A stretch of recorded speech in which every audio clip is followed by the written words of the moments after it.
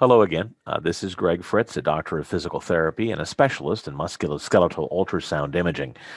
Today, for the second lunch lesson, I am wanting to present a case study on a shoulder discomfort patient that a colleague sent to me to have scanned to evaluate why the progress was not going along as they expected. So I hope you enjoy it. As always, I am very open to refining these presentations, and if there's things that drive you nuts or things that you've seen done that you think would be of value, I would love to hear from you about that. And I don't know, I think you put them in comments below on YouTube or email me directly if you know who I am, or you can look up Echo Health musculoskeletal imaging to do that too.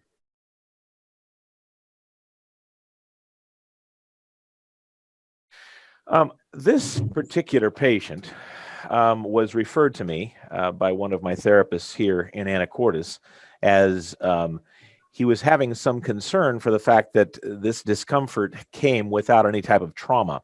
It is a shoulder patient. I guess it was in October or August, I think, of 2019. He attempted to pull a baggage off of a carousel and felt some pain in his shoulder. Since that time, it improved. He was able to functionally use the arm, and just recently that pain started to get more intense. He had ups and downs all along, but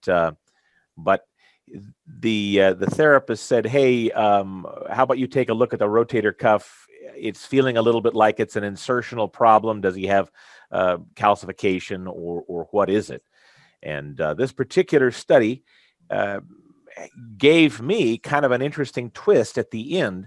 And in light of our last discussion on the first lunch lessons where we talked about fatty infiltration, I thought it was particularly applicable.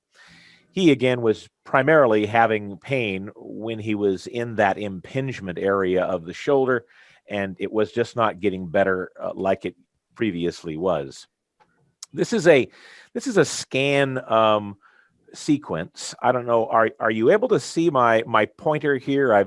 I've been accused of moving it a lot, and let me see if I can see it. Okay. It looks okay. Good. I'm going to bring one other person in here. Good. Welcome, Ali. So this is a scan sequence of the long head of the biceps. And when you are doing the scan of the shoulder, the long head of the biceps and the coracoid process kind of become your lighthouse of orientation as to where you are in the scan. And if you can see the video image down to the left here, as I hit play, this is the long head of the biceps in cross section. And I'm going to stop it for a bit. We're up at this first orange slice on the humeral head, and we're transverse. So it's an axial, but it's an oblique axial.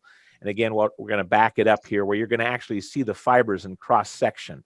And as you come down, moving the probe so that you're able to actually see the long head, you're going to go through the groove right here with the lesser tuberosity, greater tuberosity. And as you come down, the deltoid is very large, and you actually start to begin to see the pectoralis major fiber right here. And I tried to call that out in this faded part of the pec major here. So the long head of the biceps is used to orient, and then you're able to actually determine what the bony structures are. So the next screen we're going to look at shows the orientation of the probe in the top left. And that is the view that we're going to get, which is called the interval view. I'm not going to go from the pec major up. I'm simply going to take a look at the rotator cuff in short axis with the orientation of the long head of the biceps right here. So I'm going to go ahead and hit play.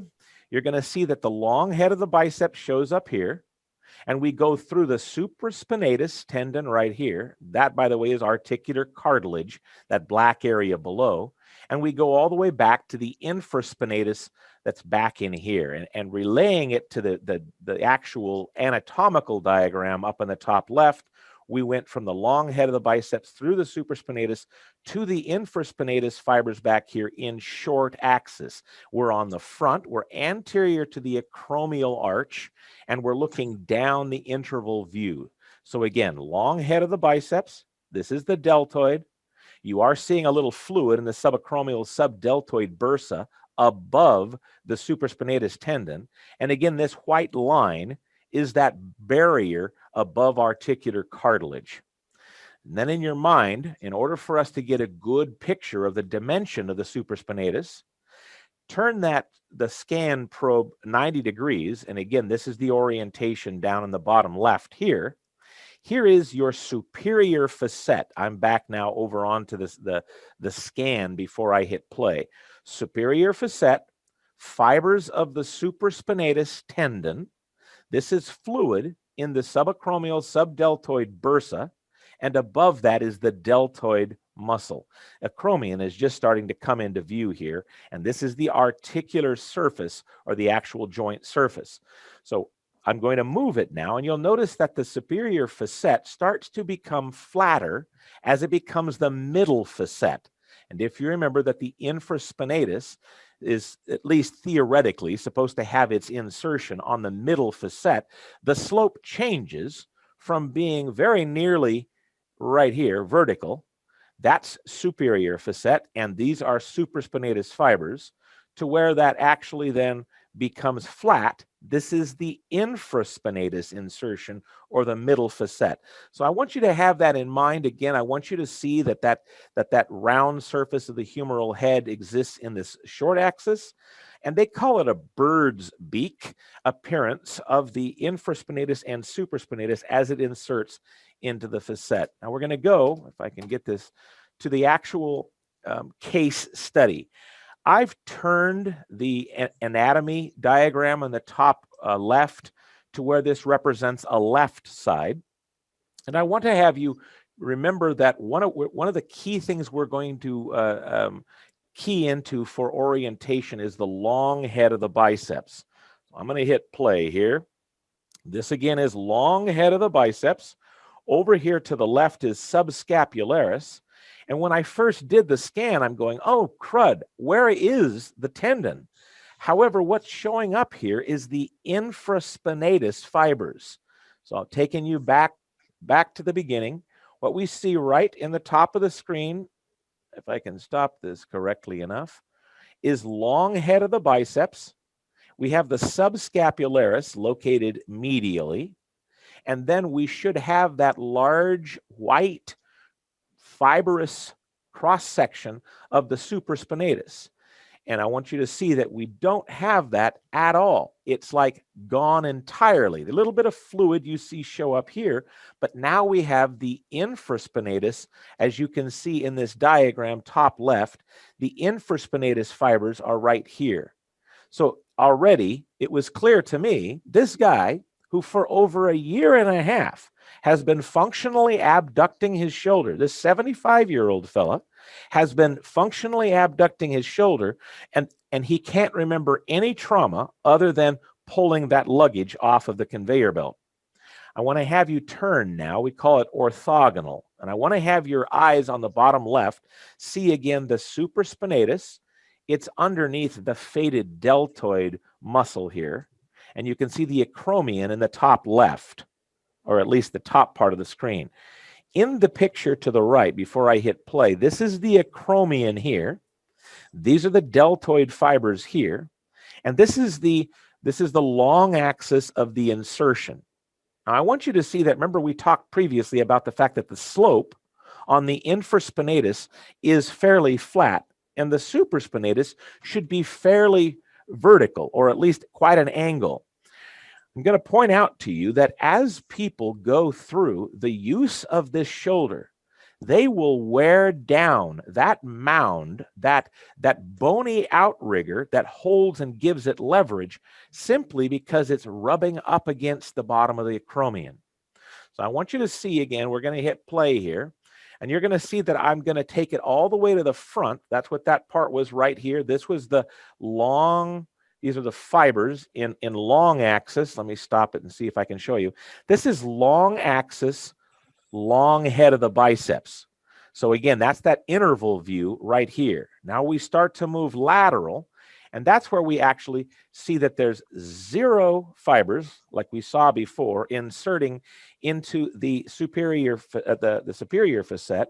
And if I can hit play, you'll see me come back or lateral to where the infraspinatus fibers are intact.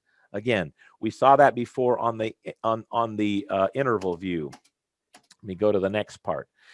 Then I take a look at the dynamic abduction. This is where we document impingement. Look in the bottom left. I'm going to hit play on a reasonably normal shoulder, acromion in the top left. This is the superior facet. The supraspinatus goes under the acromion as the person goes into abduction. So again, coming back down, you see the supraspinatus fibers come out and come back down. So again, fibrous area of the top of the rotator cuff, fluid within the subacromial subdeltoid bursa, supraspinatus, and dynamically you can see that the humeral head inferiorly translates because the supraspinatus pulls it down and it goes under the acromion. Now, I showed you in this first one here that there is a bursa called the subacromial subdeltoid bursa that is part of this little black line right here. But I want to show you a wow moment I had when I saw that subacromial subdeltoid bursa can get larger. Look at the middle image here. This is a patient doing the exact same thing, and look at that bursa.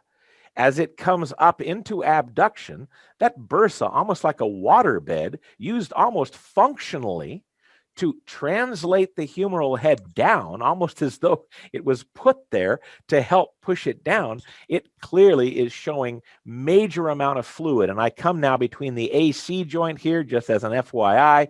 That whole area was just filled with fluid, and we can sometimes get that to erupt through the acromioclavicular joint, and it's called a geyser sign because it literally goes up and it creates this huge mound on top. Oh, I digress. We're talking about this patient. Over here to the far right on the screen, this is our patient who came here, the guy who just recently said he was having a hard time abducting. Now, I want to show you acromion, superior facet, and you see the top of this image right here above it. As he's attempting to abduct, these, like a rasp, try to go under the acromion, and he had severe pain, which was stopping him from doing it. Well, there's no doubt he had severe pain now. But how did the guy do it for over 1.5 years as he was functionally using that shoulder? So I'm going to go on to the next screen, hopefully, right here. In the first lunch lesson that I did, it was on fatty infiltration and how the cross-section of muscles can be used to identify whether or not this muscle is atrophied or hasn't been used. And so there was going to be a lot of cloudiness in a muscle that is disattached, and it's sitting there just simply laying around. This was the unique part of this study. I want to show you a still shot of the supraspinatus on his uninvolved side. So let me orient you. In the image that I have above it, the actual anatomy illustration, you're looking at the acromial arch, and this is the clavicle. So the probe is coming down onto the actual muscle of the supraspinatus. Well, obviously, I forgot to put in the upper trap here so that you could see that this muscle up here, mind you, 75 years old. You're looking at a phenomenally muscular 75-year-old fella because of how thick that particular dimension of the upper trap is. And his supraspinatus is very sound, reasonably lean, all of this there's no fatty infiltration, but the orientation here, if you can see the slope of my pointer, that's the supraspinatus fossa, and this is the spine of the scapula. So to orient you onto this one over here, this is again 90 degrees to it. This is the supraspinatus. Infraspinatus, this is the spine of the scapula. I'm going to show you what his involved side looked like. Now, understand, it's been 1.5 years since this guy, in my opinion, must have torn his supraspinatus. 1.5 years of having that bony area work under the acromion. I was going to have an aha moment to see what this looked like. But check this out. This is the dimension on his involved side. Now, I'm going to tell you, that was a full thickness, full tendon retraction. That is a reasonably healthy, maybe a little bit cloudy, supraspinatus tendon under the upper trap. What do you make of that? It was a full thickness all the way through, didn't see anything there, full tendon. So it went from the long head of the biceps all the way to the infraspinatus. But the unique thing about the rotator cuff, and what I think we need to keep remembering, even if it does happen to show up on the MRI that they have a tear, is this phenomenon.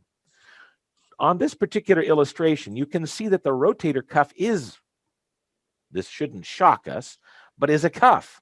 And it's all fibrously interattached. And so the muscles of the supraspinatus, and this guy had a much larger tear than this one here. In fact, here's a surgical picture of what the tear looks like. This is the superior facet right here. And this tear can retract and just simply pull back. So the guy had to have been pulling with his supraspinatus tendon, trying to pull almost like a Snuggie, trying to pull up on that rotator cuff tendon as he lifted it up. Now, this is his actual still shot. Supraspinatus tendon, where the supraspinatus fibers should be, and this is a balled up supraspinatus attachment to the rotator cuff. This orientation, if you take a look at my line, should be right here, a vertical line on the middle picture. So we've sliced it across. This is the actual articular component of the humeral head. This is the supraspinatus. This is the supraspinatus muscle. So what I said to the therapist that sent this guy to me is, man, 75 years old, hitting a point where this simply can't work anymore because of too much pain. What are our options? This is where we kind of think through this as a functional therapist. Will a doctor consider a shoulder rotator cuff repair on an individual like that? I don't know. That remains to be seen. This was just done a number of days ago.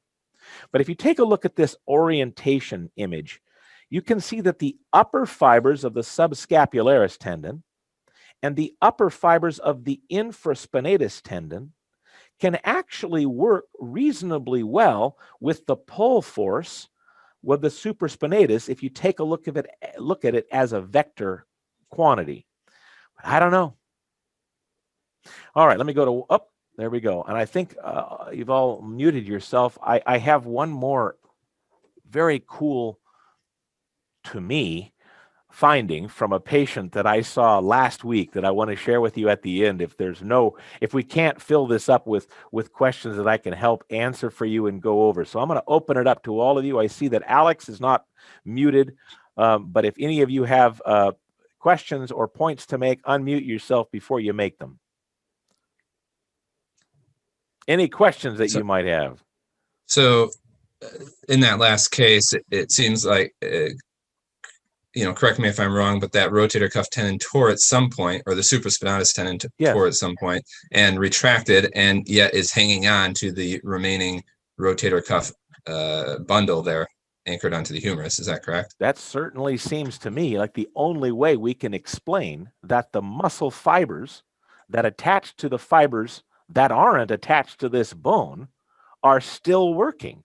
It's like they're pulling on, I don't know, a sail or something that's not, that they're hoping to help for all they're worth, as the infraspinatus is doing their best to do it. So I don't know. How do you selectively strengthen infraspinatus upper fibers in this case? How can I minimize that impact, that impingement, by doing infraspinatus? And do we need to say, this is one of those things that he's actually wrung out everything he's going to give. Let's get this guy to ortho and see if that ortho will put in a couple anchors and give him back this muscle.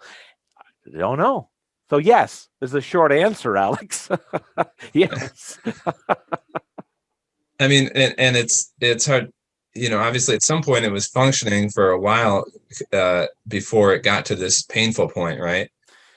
So like how do you get it back to that, or get that same function of the supraspinatus back? It makes me wonder whether or not he literally has gone through the periosteal protection of this superior facet. Has he worn through, and now we have eruptive bone marrow, that's now putting out prostaglandins and have simply said, no mas. You know what I'm saying? Mm-hmm. We're not going to do that. So, should I cue this guy up to my colleagues that are doing, regenerative medicine? Should they lay in there all over the top of that some PRP or some stem cells, and then of course he's got to not move it for a period of time. So I don't know. That's all. How do we manage this? But what I want you to see is that we can see this. And that I went to the back of that shoulder to look for evidence that muscle was fibrosed. I wanted to be able to come to you all and say, see, that's what happens when a year and a half of non-use works. And all it did was to say, wow, the backup capabilities of these people who just simply say, what pain, as they tear away the layers of their superior facet. Well, it gives a very interesting picture because, many times it would be thought that, hey, it was just the deltoid compensating, whereas that may be part of it, but this is obviously functioning in a altered way. Yeah. And it does, sadly enough, it makes me want to tell those people who fail at low pain, say, come on, you've got a good 6 months at least. Have you heard the one about the 75-year-old guy? Anyway, we've got about 5 more minutes. What about are you the fact that we're actually seeing this type of stuff, particularly if we go back to the rotator, the interval view. Let me see how I can. There's got to be a way to get back to here quicker than having you guys watch me do all this. There we go. Where we take a look at it, we mentally say it's like a tire. This is a normal one, not a healthy one. They definitely have impingement from overuse here, but it's like a tire on a rim. And when there's a tear, the outer tread of that tire sags down. But again, after I saw this case, I'm going, what am I even going to complain if the guy's got a half of a supraspinatus left? It does put perspective into this. Anyway, I appreciate you guys joining me. Any additional questions that you might have? No, I mean, this was great. Just seeing the kind of going through that and looking at some video, trying to get better at the orientation aspect. And if, when you get your probe, Alex, which I hope is fairly soon, we'll call it a scanner. When you get your scanner, these kind of things that all of you who have access to it, you can just throw that scanner over that spot between this and that and look for those little white bird's beak and see if it's all black or filled with stuff. Obviously, I would like to show you that I have the capability of screening this stuff. But the more therapists that are using this in real life, the better it's going to be. Now, can I show you? Now, can I show you a shiny? Oh no, I'm listening. You were going to say something, Alex. No, I'm saying, I totally agree. It's just practice and getting the hands dirty, getting in there and looking at it, and more of these scenarios. I think are important to kind of gain an understanding of what you're looking at for the patient specifically. And what are you seeing? Yeah. The downside of what I did with this guy is that he was scheduled to see the therapist for a month. He was scheduled to attempt conservative therapy to try to restore the functioning of his rotator cuff. And in the process of my, whoa, look at thatness, and I've got to, obviously play this down a little bit, but he hit a point where he said, I'm going to my orthopedist and I'm going to have him fix this, because he's obviously a young 75-year-old. And there went my visits. So I will tell you, one has to recognize there's some diplomacy here. And I wished I could have projected an element of, hey, but you need to get that movement to keep that inferior part of your capsule. You have to be involved in both mobilization or some form of passive movement, some way of staying in business besides just going, oh man, you need help. Anyway, I got to show you this. I think I already showed this to Allie. Did I show you this already, Allie? This was a patient who came in. He's actually a retired anesthesiologist, and I have 3 minutes till I get to 12:45 to say goodbye. But this is an orientation on a person. This is a spine, obviously, and I want you to see in the image what is showing up here is the actual end of a rod. So off to the side here, there's a rod. He has a 7-level fusion. So he actually has it attached down here to the ilium and to the sacrum. But this is going to be the hardware of the rod. So we have a rod. We have what is a stabilizing part holding that rod, and you can see the different hardware that goes into the actual body or the lamina of the vertebrae all the way down, and it goes down to the actual sacrum. But what I found really fascinating, and I guess I don't know why I didn't think this before, this is the cross-sectional area right here. This, off to the left, is the spinous process. And down here coming out is the transverse process. In the middle here, we would have our multifidus, and we would have the various other forms of multiple level spanning contractile tissue. So this we would refer to grossly as the erector spinae muscle. But I want you to see, and I don't know what I was thinking in my own mind. Well, I guess I just figured they put that in there, and there it was. But this is the cross-sectional area of the erector spinae muscle showing up right here. Watch this. This is the bar. Look how high this next one comes in. This is cross-sectional erector spinae. Look at where that's located in these muscles, that if all we're thinking about is inhibition that the body has to be giving this person, just, oh my goodness, there's more than just a thorn in that muscle. We're not going to not work because there's a thorn. There's an entire cityscape in that erector spinae muscle. Look at this.